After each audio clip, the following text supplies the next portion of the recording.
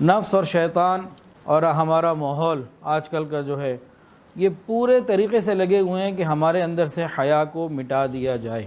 اب دنیا کے اندر بھی کچھ اصول ہوتے ہیں، ان پہ بھی غور کریں۔ ایک تنگ راستہ ہو اور اس پہ 2 وے ٹریفک ہو، گاڑیاں آ بھی رہی ہیں جا بھی رہی ہیں، تنگ راستہ ہے، تو یہاں پہ بہت زیادہ احتمال ہے کہ ایکسیڈنٹ ہو سکتا ہے۔ اگر اسی تنگ راستے کو 1 وے کر دیا جائے، صرف ایک طرف سے جائے اور دوسری طرف سے نہ آئے، تو ایکسیڈنٹ کے چانسز بہت کم ہو جائیں گے۔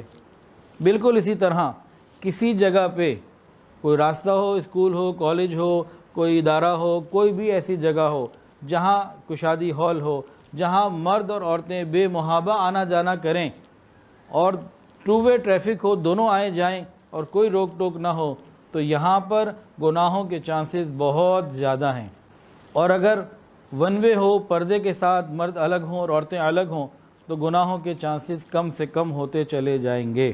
شریعت نے اسی اصول کے تحت مسلمان مردوں کو اور مسلمان عورتوں کو آزادانہ اختلاط سے مکمل اجتناب کرنے کا حکم دیا، مکمل روکا۔ جب بھی گاڑیاں آمنے سامنے آئیں گی تو ضرور ٹکر ہوگی۔ یہ ہو نہیں سکتا کہ ایک روڈ ہو تو 2 وے ٹریفک اور وہاں ایکسیڈنٹ نہ ہو، یہ نہیں ہو سکتا، ایکسیڈنٹ ہو ہی جاتے ہیں۔ اسی طرح جب بھی محرم اور غیر محرم کو آپس میں ملاقات کا موقع ملے گا، پھر گناہ ہو ہی جاتے ہیں، رکنا بڑا مشکل۔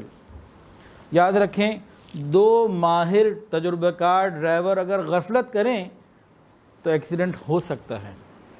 بالکل اسی طرح 2 نیک پرہیزگار لوگ اگر پردے میں غفلت کریں تو نقصان ہو سکتا ہے۔ 2 ماہر ڈرائیور اگر غفلت کریں تو ایکسیڈنٹ کے امکانات بڑھ جاتے ہیں۔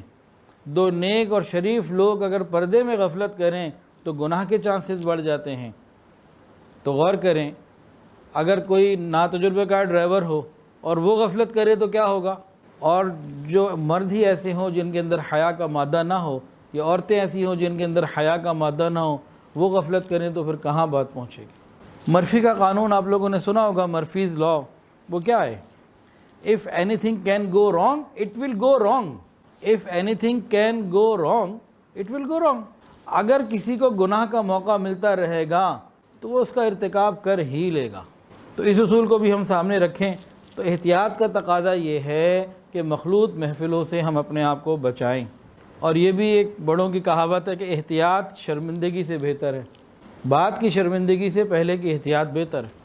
جیسے موٹر وے پہ لکھا ہوتا ہے نا، دیر سے پہنچنا نہ پہنچنے سے بہتر ہے۔ یہ بھی تجربوں کی بنیاد پہ کوئی بات کہی گئی نا۔ بالکل اسی طرح احتیاط شرمندگی سے بہتر ہے۔ جب غلط ہو جاتا ہے، گناہ ہو جاتے ہیں، تو شرمندگی اور ندامت دنیا میں بھی اور آخرت میں بھی۔ اسی طرح اگر عزت و ناموس کی حفاظت کرنی ہو تو مخلوط محفلوں میں جانے سے ہمیں گریز کرنا چاہیے، بچنا چاہیے۔ ان اصولوں کو اگر ہم سامنے رکھیں تو نہ تو عورت کو بے حجاب مردوں کے سامنے آنا چاہیے، نہ ہی مخلوط محفلوں کی زینت بننا چاہیے۔